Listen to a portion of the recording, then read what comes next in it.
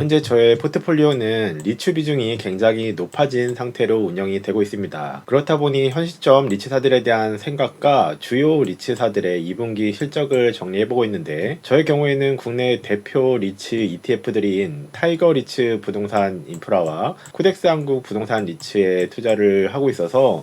이 두 ETF 모두 포트폴리오에는 1위로는 맥커리 인프라, 그리고 2위에는 SK 리츠, 3위로는 ESR 캔달스퀘어가 공통적으로 포지션을 해 있고, 여러 이제 ETF에 포함된 리츠사들 중에서 이 세 개 회사의 비중이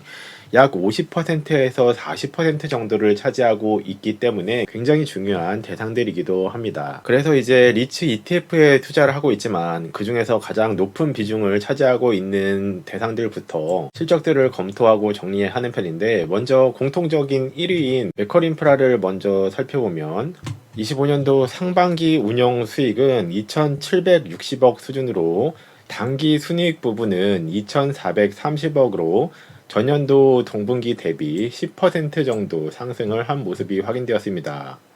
그리고 주당 순이익 변화는 크게 변화가 없어서 24년도 상반기에는 508원이었던 부분이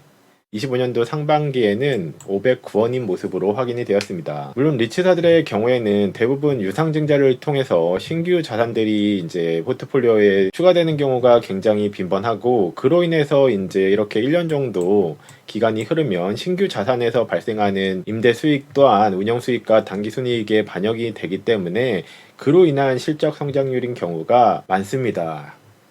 그리고 이제 특히 우리나라에서는 리츠사들이 유상증자를 하는 것에 대해서 굉장히 부정적인 견해가 지배적이기도 한데, 저희 경우에는 이런 각 리츠사들의 규모가 커지는 게 꼭 나쁜 일일까라는 측면으로 바라보긴 합니다. 신규 자산이 편입이 되고 포트폴리오 다각화가 진행이 되는 부분은, 이 리츠사들의 경우에는 다들 아시다시피 90% 이상을 배당금으로 지급하는 경우에는 남는 수익금이 굉장히 제한적이기 때문에 신규 자산을 이제 편입하고 포트폴리오를 더 다각히 하기 위해서는 사실 유상증자가 필수적인 선행 조건처럼 따라붙는 것이기도 합니다. 하지만 물론 모든 투자가 그렇듯이 좋은 투자가 있고 나쁜 투자도 있을 수 있는 것처럼, 좋은 유상증자로 작용을 할 수도 있고 나쁜 유상증자 케이스로 남을 수도 있습니다. 그리고 결론적으로는 저는 배당주든 리츠든 뭐 사업비든 그 각각의 선택에 의한 판별의 중요한 척도가 되는 부분은 결국에는 이제 실적이라고 저는 생각을 하기 때문에 굉장히 실적을 중요하게 생각을 하는 투자자이기도 합니다. 뭐 이런 핑계 저런 핑계에 이유들을 대는 것이 아니라, 결국에는 기업이란 그런 미래에 일어날 변수들까지를 고려해서, 물론 운도 굉장히 중요한 요소이기는 하지만 이 핑계 저 핑계에 이유를 대는 것이 아니라, 뭐 한 분기 두 분기 뭐 1년 단위로는 실적에 좋은 영향을 미치는 선택들을 잘 해가야 된다라고 판단을 하기 때문입니다. 두 번째로 살펴본 리츠는 SK 리츠로, 타이거 리츠와 코덱스 리츠에서 모두 2위에 포지션을 해 있습니다.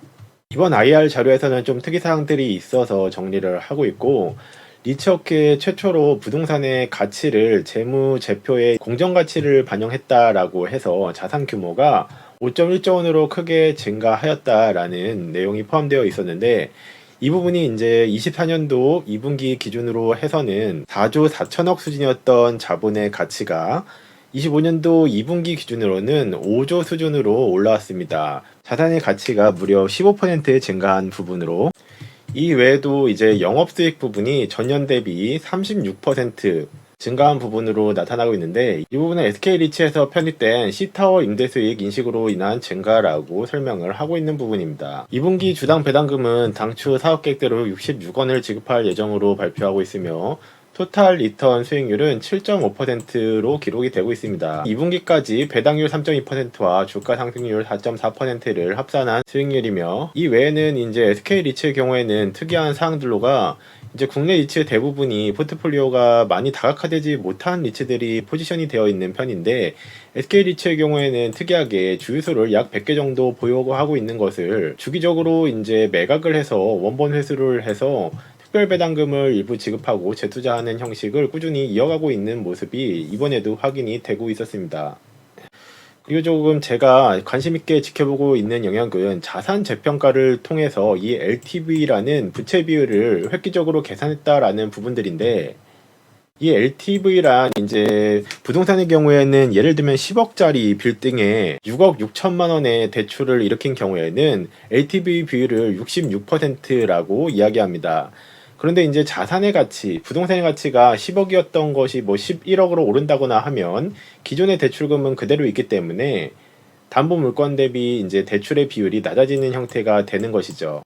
그리고 이 담보 물건 대비 대출 비율이 높을수록 당연히 리스크가 증가하기 때문에 이자 비용도 차이가 발생하는 부분으로 작용을 합니다. 그 때문에 자산의 가치가 이제 올랐다는 것은 자산 가치를 재평가를 통해서 자본과 LTV의 비율이 좋아졌다는 것은 부채 비율을 낮추는 효과가 되고, 부채 비율이 또 낮아졌다는 효과는 연쇄 효과를 일으켜서 활용하는 대출 금리에 영향을 주는 요소가 되기도 합니다. 이 국내 대표 포트폴리오 1, 2위에 포지션되어 있는 베커리 인프라와 SK 리츠 외에도 이제 리츠 ETF에 포함된 대부분의 리츠사들에서 약간 조금씩이지만 좋은 소식들이 들려오고는 있지만, 국내 리츠 특성상 이 포트폴리오에 포지션되어 있는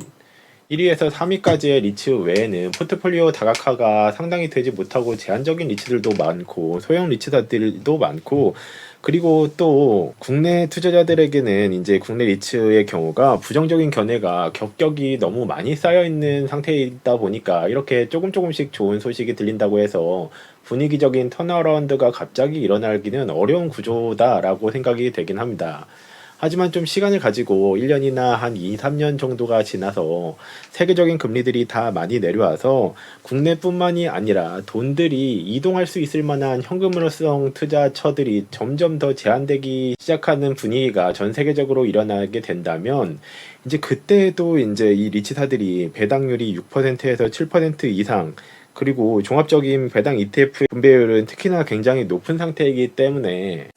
추가적으로 환경적인 악재가 리츠사들에게 발생하지가 않는다면 시간이 좀 걸릴 수 있을지언정 한 넉넉하게 한 2, 3년 정도 잡고 이렇게 조금씩 좋은 소식들이 누적이 되어 간다면